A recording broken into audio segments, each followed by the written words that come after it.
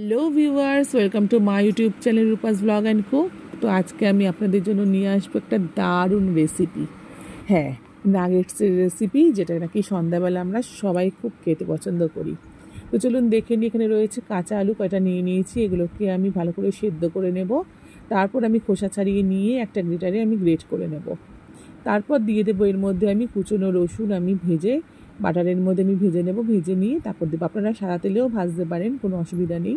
এর মধ্যে দিয়ে দেবো স্বাদ অনুযায়ী চিলি ফ্লেক্স। তারপর আমি এর মধ্যে দেবো হচ্ছে গোলমরিচের গুঁড়ো 1 চামচ, আর দিচ্ছি হচ্ছে লবণ স্বাদ অনুযায়ী।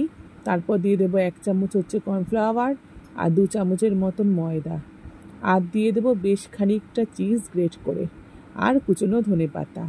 হাতে অল্প রিফাইন্ড অয়েল নিয়ে আমি পুরো ভালো করে এটা আমি মিশিয়ে একটা ডো তৈরি করে নেব। তারপর দেখুন এরকম লম্বা করে নিয়ে আমি এটাকে ছুরি দিয়ে কেটে নেব। সব কিছু কিন্তু একই রকম যাতে সাইজ হয় সব কয়টা, সেরকমভাবে কাটবো। কেটে নিয়ে এভাবে ছড়িয়ে রেখে দিয়েছি প্লেটে।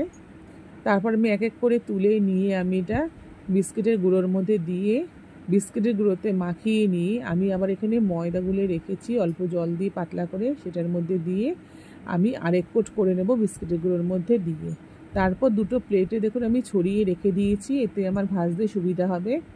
এদিকে আমি ফ্রাই প্যানের মধ্যে তেল দিয়ে দিলাম, এখানে রিফাইন অয়েল একটু ডিপ ফ্রাই করবো বলে বেশি করেই দিলাম। তার মধ্যে আমি এই সমস্ত নাগেটসগুলো দিয়ে দিলাম, দিয়ে ভালো করে ফ্রাই করে নিচ্ছি। ব্যাস আমার হয়ে গেছে। এবার আমি সঙ্গে স্যালাড আর তার সাথে সস দিয়ে আমি পরিবেশন। আর আমার এই রেসিপিটা আপনাদের ভালো লেগে থাকলে একটু লাইক শেয়ার করে দেবেন।